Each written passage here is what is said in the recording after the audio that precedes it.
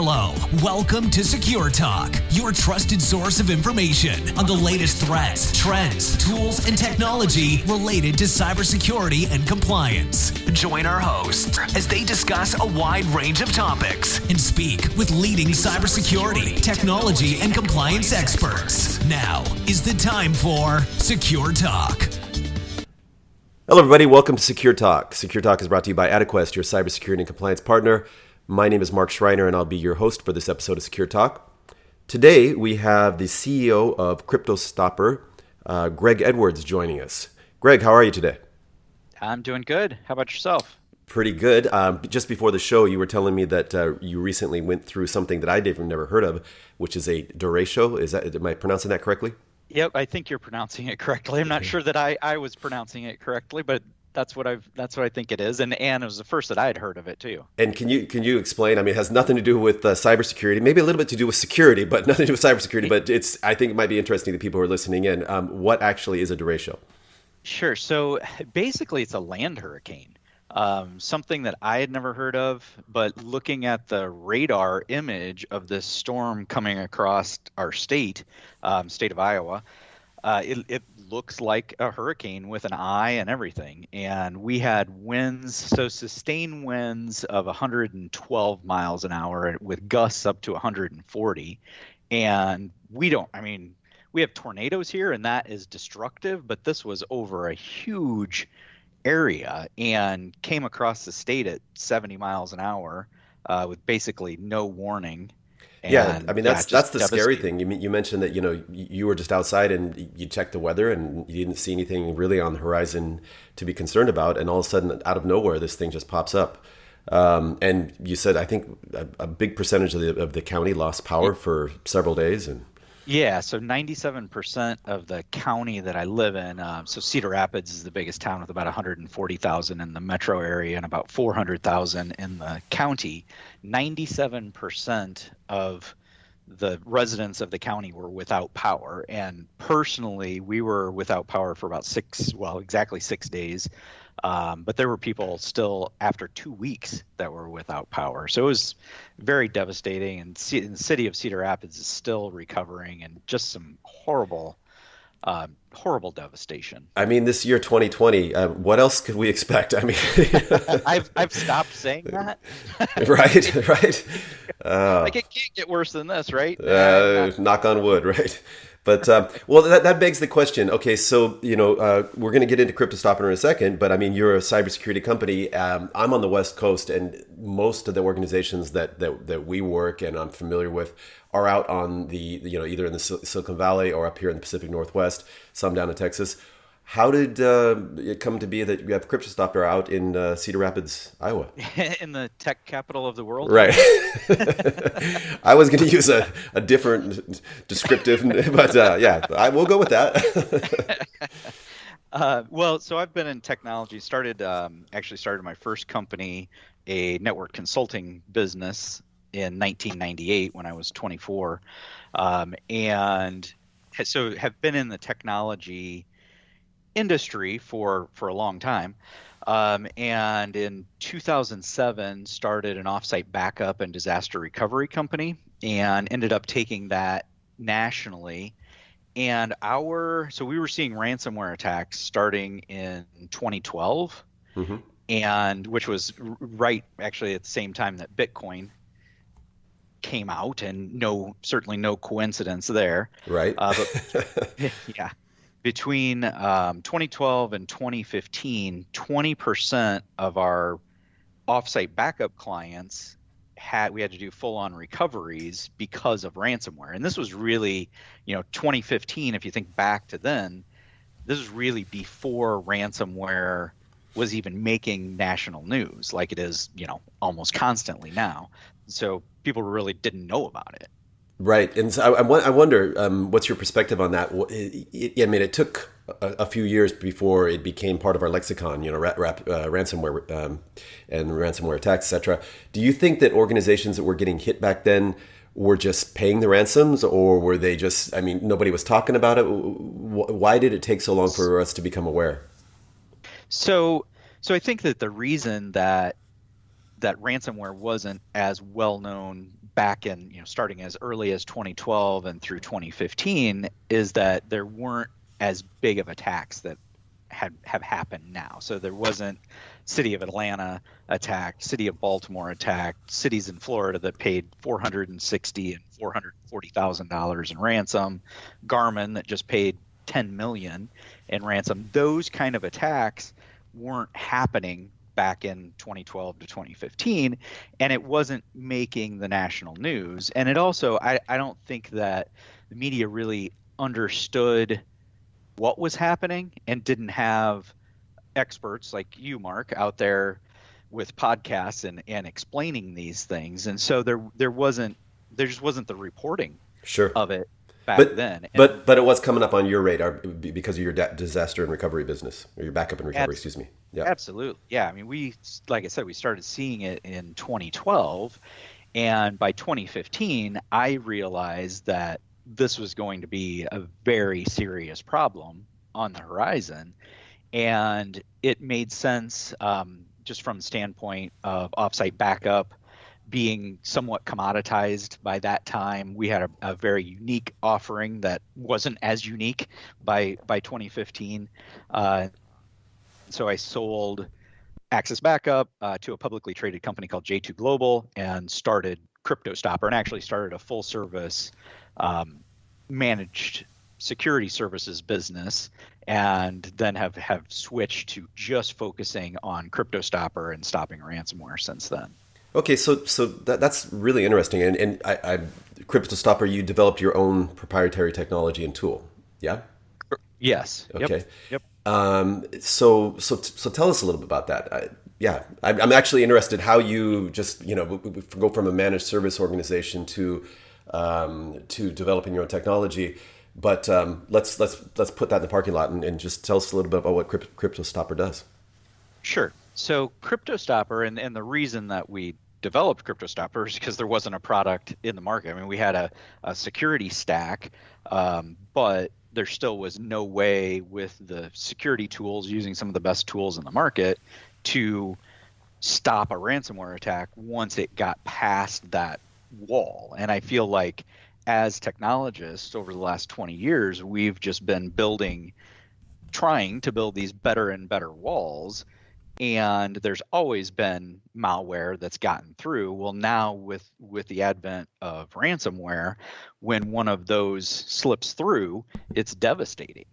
And we were seeing that, and even using the best tools, there wasn't something to stop it once that attack was on the inside of the house.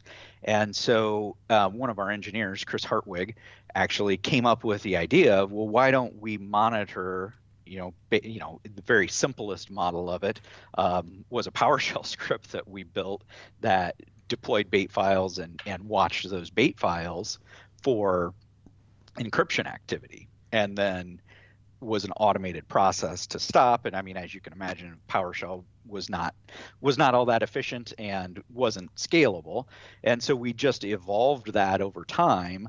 And finally, then in 2019, turned that into its own product and shut down the managed services side of the security business and just focus now on that application, CryptoStopper. Excellent.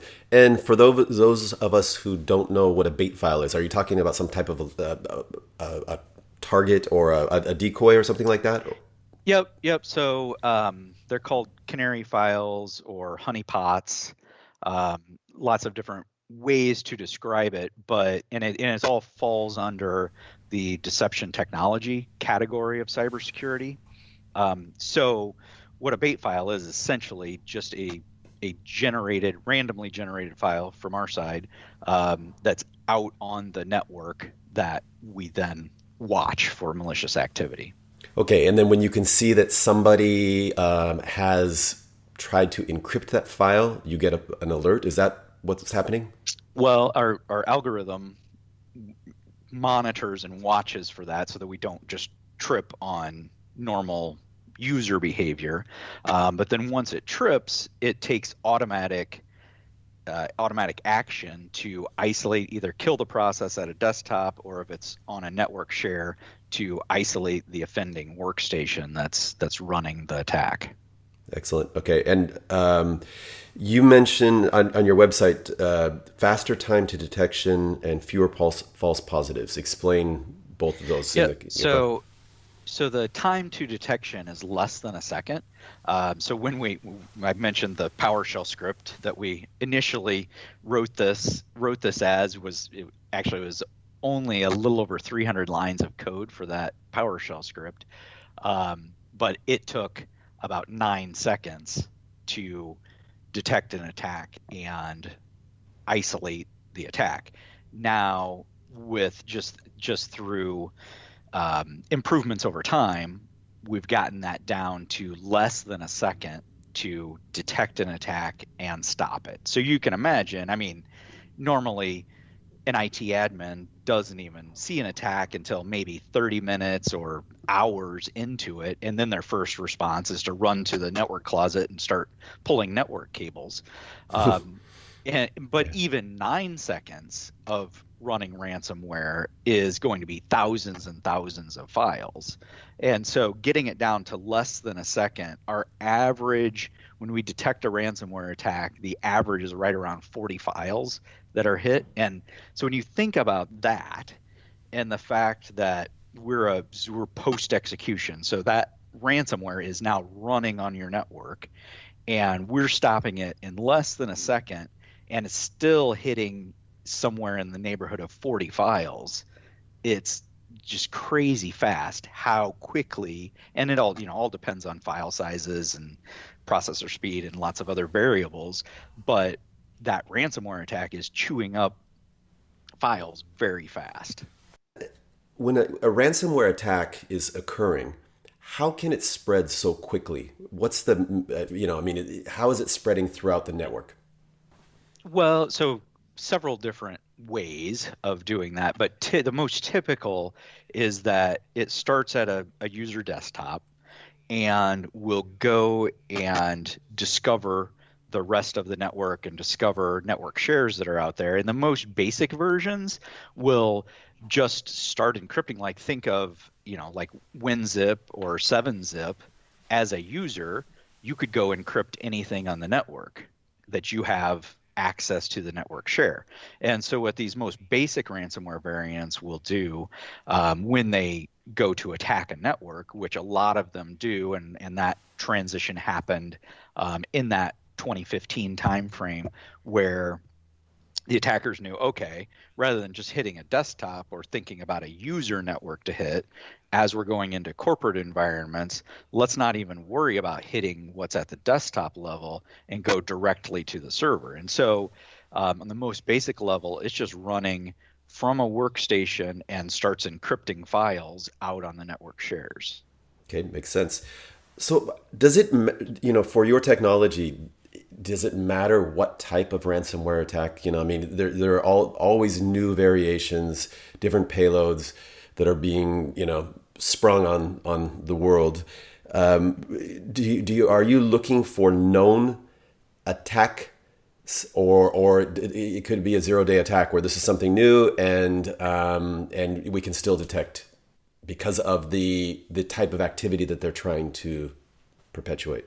Right. So I promise I didn't prompt Mark into asking this question, but it's a beautiful question, because no, it doesn't matter what variant it is, and it doesn't matter if it's even a fileless attack, where it's what we call a live off the land attack, where it's leveraging a script language that's already native to the server or the desktop, because we're watching for the action of encryption as opposed to looking for a specific variant of ransomware or malware or what have you.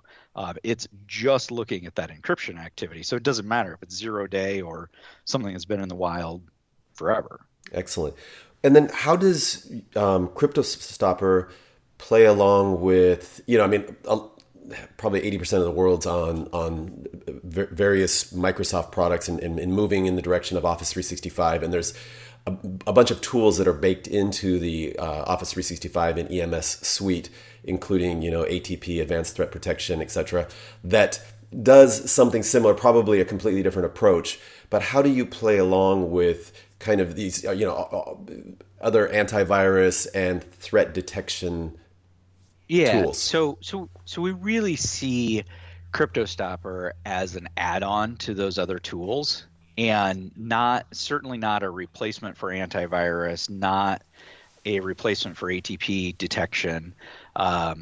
So it's an add-on that works, and we've tested it with every different antivirus that's out there, and know that it doesn't cause problems interacting and working alongside other antivirus. So it's a complementary tool, and something that we feel it's certainly not a complete platform for cybersecurity. And that's one thing that I've always said. There's no one silver bullet for cybersecurity, at least not yet. And we're several years out from where there will be any one platform that a company can just go buy and, okay, now we're protected from everything. So yeah, we're an add-on to and agnostic to whatever other cybersecurity tools companies are already using. Okay. And how do you deploy CryptoStopper? What's the process? Yep. Yeah. So the deployment, depending on the size of the installation, can be deployed through an MSI and scripted install that goes out across all the desktops and servers on a network, or can be as simple as just a click and install. Excellent. So that doesn't sound too cumbersome. And does a company need some type of in-house expertise? Do you provide them the training? Yeah. How does that work? Yeah, no in-house expertise needed at all, and something that our support team will help and walk people through. And our primary clients are managed service providers, and that's how we've gone to market with the product. So those are our primary, and typically we'll train their engineers on doing the installations, and then they run with it from there. We do have lots of direct clients where their in-house IT team, we either worked with them or they downloaded and installed it on their own. Excellent. And I don't want to get too much into the business side of it, but is it an annual license, or what's your monthly or annual? Monthly per user, I would say, or by organizational size? So it's per device. Per device, yes. Whether desktop, laptop, or server. Excellent. Okay. Can you tell me some success stories? You don't have to name any names, but you can give some examples. Absolutely. So, fertility clinic that has clients all over the country has stopped 2 different attacks. So users just in their day-to-day, not even knowing that anything's going on, clicked, and this was 2 different events over about a 6-month period where that ran an attack not knowingly, and in both of those cases, their desktops were automatically shut down and isolated by CryptoStopper. So that's a typical kind of event. It's usually a user that clicks on something that starts that ransomware script. Antivirus doesn't pick it up and stop it, which is the case 47% of the time. Unfortunately, that antivirus doesn't detect ransomware. And then CryptoStopper kicks in and shuts down. What it'll do is automatically shut down the workstation. And in both of these cases did exactly that. Shuts down the workstation. The user gets a pop-up notice, hey, ransomware is running on your machine. We're shutting you down. Sends a notification to the security team or IT admin, and then they know, okay, that machine was infected with ransomware. We have to go remediate it, but at least it didn't just destroy their entire network. So this particular company 2 times in less than 6 months. Wow. Well, they definitely got an ROI on their investment on CryptoStopper. Yeah, sure. Yeah, Garmin, if you're listening, give us a call. Yeah. Curious, like, are there any sensitivity controls or policies to determine, when you fully automate a shutdown versus just flagging it? Or do you have, how do you do that? There are. So we've certainly improved over time, and have reduced the false positives, because it is something where we're watching behavior and watching for encryption, which there's lots of applications that will run encryption just as part of their system. And so there was a lot of tuning that we did on the front end. And then in larger organizations and large deployments, there's a bit of tuning, and we have a whitelisting system where we can go in and whitelist specific folders or specific processes that we don't want our system to detect on. Excellent. Okay. I noticed on your website that you have some free tools, and one is a ransomware simulator. Yep. I was intrigued, but I did not click. So I'm a little gun shy. So how does that? Tell me about that.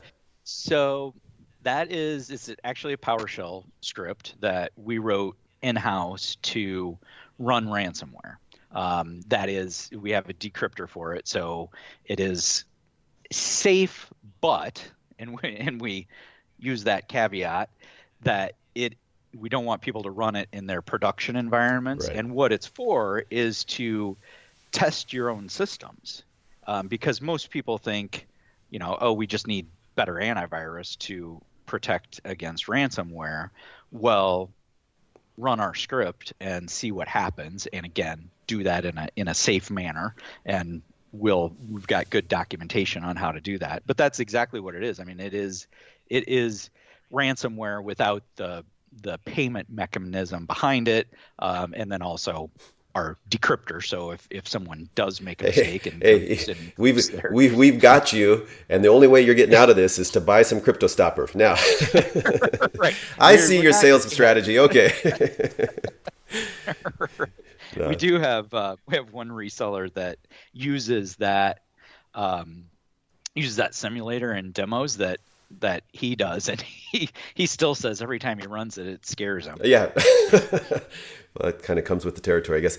Hey, what are you seeing? I mean, because you've been seeing or aware of ransomware attacks since you mentioned, I think, 2012, and you mentioned that there's an evolution in terms of the sophistication, the size of the targets, and obviously the frequency of attacks. But what are you seeing in terms of, I guess, defense strategies, in terms of, detection? Are companies more likely to back up now? Are companies paying more? I mean, what are you seeing out there? Yeah, so I mean, really what I'm seeing now is what I would call an arms race from these attackers, realizing that, the first evolution was to go delete the backups, and that still happens a lot. I mean, a lot of times these ransomware scripts will go out and look for the most common types of connected backup systems and then go either encrypt those also or wipe them out. And that's still happening a lot. But the next evolution that's happening now is where they're exfiltrating the data and then holding the company for ransom in two ways, by saying, hey, we encrypted your data, go ahead and restore it if you still have good backups, but we also exfiltrated your system, and so now if you don't pay us, we're going to publish that. Ouch. Yeah.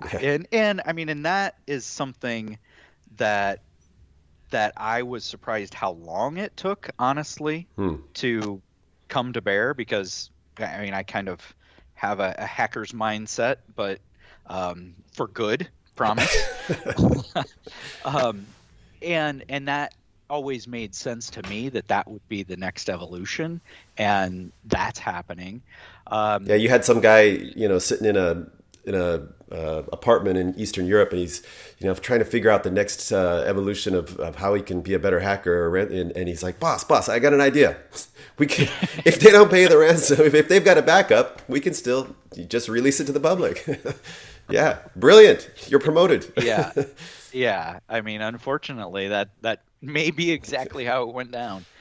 So the next thing that we started seeing just in the past couple of months, and actually just saw a report on it today from Tesla, where these cyber organizations, these cyber crime organizations, which is really what they are, because it's not the guy in a hoodie sitting in his mom's basement anymore. I mean, these are organized crime units. They're now paying employees of companies to walk in with a USB stick or some other way of walking the ransomware attack in the front door. And the most recent report that I saw on Tesla, there was a Russian citizen that contacted a Tesla employee, and that employee actually went to Tesla right away, said, "Hey, this is what's happening," offered to pay him $1 million. Oh my gosh! To walk this ransomware in the door. They got the FBI involved and luckily arrested the Russian citizen that was trying to get this guy to do it. But it's definitely an arms race. I mean, they're making millions and millions of dollars doing this, and so it's just going to be a continual escalation and something where we have to continue to evolve, even though it doesn't matter what ransomware variant it is. We still need to be able to detect if exfiltration is happening and stop that, so that people can't be ransomed just for the data that's been pulled out and off site. That is scary on so many levels. I mean, from the Tesla point of view, if they were infected, their trade secrets, the hit to their stock price. So, and then from the employee's point of view, I mean, how many people would say no to $1 million? But I mean, being in that situation, if anybody approached me and offered me $1 million, I'd also be afraid. I'd be afraid, one, I wouldn't take the money ethically, but I'd be afraid to report them, because anybody who has that type of resources, they've got some pretty dodgy connections, right? And it's like, I just don't want to be involved, man. That's a pretty scary scenario. Right. Yeah. And you're going to go into hiding because you were you know what I mean? Exactly. It is very scary. Cedar Rapids. They never look for me there. Come on over.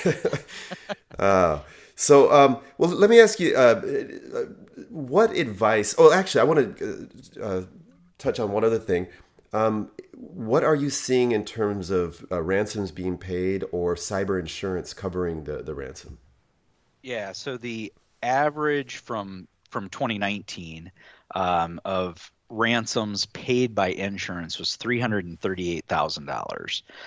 The average cost of a ransomware to a corporate entity, and I don't have a way to back this one up, but I had heard that it's now $3.8 million is the cost of a ransomware attack. And that, when I first saw that, I thought that sounds really, really high and more than I would expect. But when you put that into perspective of some of the ransoms that have been paid recently, it's kind of chump change. So that 3.8 million was looking at total cost of the damage, whether they paid the ransom or not, and just to recover. But like you look at a Garmin that actually paid the $10 million ransom, plus their systems were down for 4 days. And so I'm a private pilot and have a Garmin system, and that event was certainly a knock on their reputation to me. But then also all of the runners and the bikers and people that use their other wearable devices couldn't upload anything for 4 days. So, I mean, that cost to Garmin has to, I mean, it's got to be in the tens of millions, if not more than that. So, I'm not sure what your original question was or whether I answered that yet or not, Mark. No, you did. I was talking about Um, companies paying ransoms, and then the role of cyber insurance. And basically, what I'm hearing you say is, insurance is helpful up to $338,000 per payout. But the reality is a lot of these attacks are a multiple of 10 to 20 times higher in terms of the total damages. And you mentioned, I think it was about 3 million, 3.8 million or something like that in total costs. I've seen similar numbers as well, because you've got, like you said, the direct remediation costs, but then you also have the hit to the reputation, which oftentimes can be much worse. Sometimes you also even have, GDPR and other type of regulatory fines that go along with it, because you weren't protecting your data in the appropriate manner, and in some regulations that can open you up or expose you to paying penalties and fines. So absolutely. So insurance is helpful, but you know what? It's not going to probably take it. You're still going to need, you want to prevent these attacks, I guess, is what the story is there. right. Yeah. I mean, I look at it as I think everyone should have cyber liability insurance. That's a company entity. Which, just like you have general liability insurance, but you don't leave the front door open. And that's what people are doing now by not properly protecting themselves. Excellent. So, what else would you like to tell us about CryptoStopper? What's going on? What's exciting? Anything in the future? This is a kind of open slot for you. Yeah, so I would say the most exciting things that we're working on right now are cloud protection. So that we should have available before the end of this year. That's one evolution that's happening now, where attackers are going after the cloud storage and not just those local shares. We're growing very rapidly, so that's exciting for us. And I think that the big thing that companies need to be aware of is that their current security stack isn't going to protect them from ransomware attacks necessarily. So when that attacker gets through that wall that I talked about and is now on the inside and ransomware is running, there's just no protection in almost every single business network that exists today, other than the small market share that we've taken so far, which is expanding. But people, IT admins and security admins, need to take this very seriously, and are starting to. I mean, I think it's a huge concern. People just haven't known about products like CryptoStopper that are available to help protect themselves. Excellent. Last question. What advice, aside from obviously deploying CryptoStopper, but what advice would you give for one, just end users? I'm at home, I'm using my computer here, and I don't want to deal with a ransomware attack. Or IT admins, which is a different layer of responsibility. What kind of advice would you give? Right. So for the home users or the individual users working from home, which is so many of us now, it's really about being vigilant and just making sure that you as an individual are not doing something foolish by clicking on links in email that are suspicious at all, and hovering over and making sure that when you're clicking on something, if it's an attachment, that you're expecting it, and if it's a link, that you know where it's going to take you to, and then ask questions. I mean, people don't have gotten so used to getting an email with an invoice attached or getting an email with this attached, and if you're not absolutely expecting it, pick up the phone and call and ask if that person actually sent it to you. So that's my advice for the users, and getting some cybersecurity training. This bleeds over into the IT admins also, but for the individual users, take advantage of that cybersecurity training and take it seriously. So then on the IT admin and the company side, it's got to be a layered approach. So a layered security approach, meaning that you're not just thinking that antivirus is going to solve your problem. And depending on the complexity of the network, can mean lots and lots of different things. And depending on budget, I'm sure you've had these discussions before around layered security. Absolutely. But know what you're doing from a security standpoint, and that antivirus alone is not enough. I would say patch management. I mean, if I had to pick one thing that I would do to protect a company from the next attack, I probably wouldn't even say it's CryptoStopper, and that sounds bad for my own company, but it would be patch management. I mean, know that every device on your network is up to date and patched, and have a system around automating and making sure that that's done. That's some great advice, all of that. I think that right there is probably the most valuable 5 minutes of the podcast right there. Excellent. A couple things.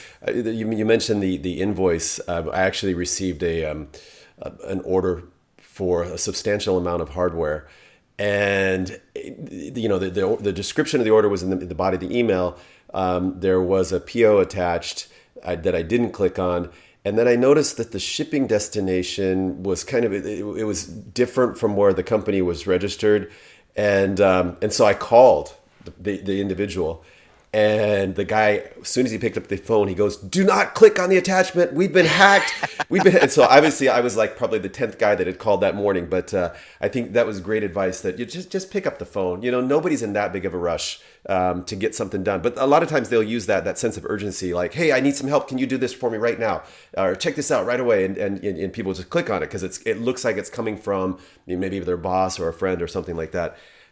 Some excellent advice. And then the patch management. Yeah. Patch management can be so tricky because when you have these large organizations, sometimes they don't even know all the devices that are in service. So one of the things that we recommend at AdeQuest is from time to time, you need to have a snapshot of everything that's on your network or your entire IT infrastructure, all the different apps that are using the different databases, etc. And so we'll use various types of network scans. Typically takes a couple weeks to run, etc. And we get all kinds of analytics in terms of total cost of ownership, everything. But probably the most important thing we get is we know exactly. And so many times we'll find, out of date servers that people have left in a room, and people, IT admin come and go. Some people, they just say, "Well, that server's always been there. We have no idea what it does," right? And it's like, well, we know what it does. It spreads ransomware attacks because it's, But so that's some excellent advice.